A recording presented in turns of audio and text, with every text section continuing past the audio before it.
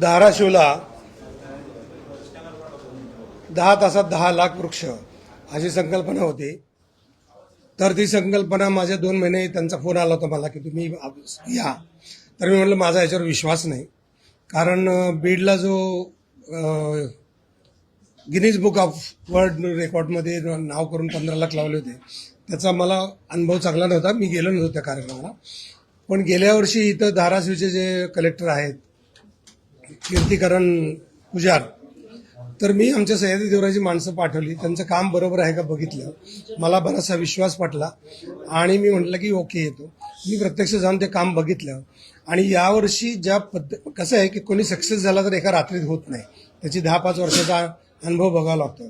तसं हे जे कलेक्टर आहेत कीर्तिकरण पुजार, तर त्यांनी तिथं पाणी कुठं, झाडं कुठली, काय कुठली, याचा सक्सेस रेट काय आहे, या सगळ्याचा अभ्यास केलेला मी आमच्यातर्फे बघितला. आणि ते जाऊन बघितल्यानंतर मला खरं वाटलं.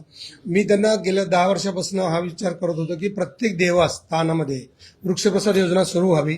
मुख्यमंत्र्यांनी पण बऱ्याच वेळा सांगितलं होतं, पण यावेळेला मुख्यमंत्र्यांनी सांगितलं की हे होईल, त्यांचे महाले आहेत. त्यांनी कीर्तिकरांना पण फोन केला आणि प्रताप सरनाईक पण म्हणाले की आपण इथं वृक्ष योजना सुरू करू, वृक्षप्रसाद योजना. तर महाराष्ट्राचं आद्यदैवत तुळजाभवानी इथं दररोज 500 अभिषेक होतात. सकाळी 300 आणि दुपारी संध्याकाळी 200. तर तिथं प्रत्येक वेळेला किमान 5 ते 10 प्रकारची देशी प्रजातीची रोपं देऊन वृक्षप्रसाद म्हणून योजना सुरू झालेली आहे.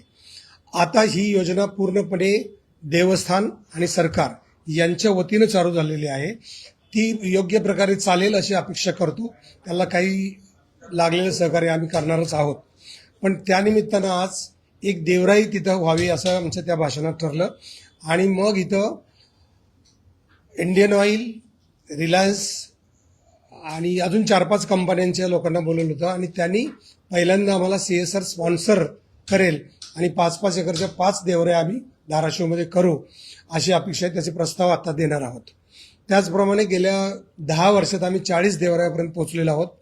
आणि उपलब्ध परिस्थितीत जे काय स्ट्रगल करत पुढे पोहोचलो होतो, आणि तीही माझ्या आईची 20 तुला केली होती. आईच्या स्मृतीप्रित्यर्थ मी ठरवलं होतं की माझी आई मला माता आणि धरती माता ह्यात बघावी, दिसावी म्हणून करत होतो. तर अशा 5 देवऱ्या अजून पुढे होतील आणि त्या देशी झाडांच्याच असतील. 2016ला आपण प्रत्यक्ष सरकार शासनाशी भांडण करून आपण देशी देवराया, देशी नर्सऱ्या कशा व्हाव्यात आणि देशी रोपं कशी लावावीत याच्यावर केलं होतं. त्याप्रमाणे सुरू झालंय आणि या देवराया पण सुरू होतील. आजच्या मीटिंगचा आनंद आहे की परिवहन मंत्री माननीय प्रताप सरनाईक यांनी 5 देवरायासाठी 5 कंपन्याचे CSR, तर त्यातल्या 3-4 तरी वर्कआउट होतील आणि बक्षीस म्हणून दिलेले आहे. त्यामुळे आम्हाला महाराष्ट्रात काम करण्याला अतिशय आनंद आणि हुरूप येईल. धन्यवाद.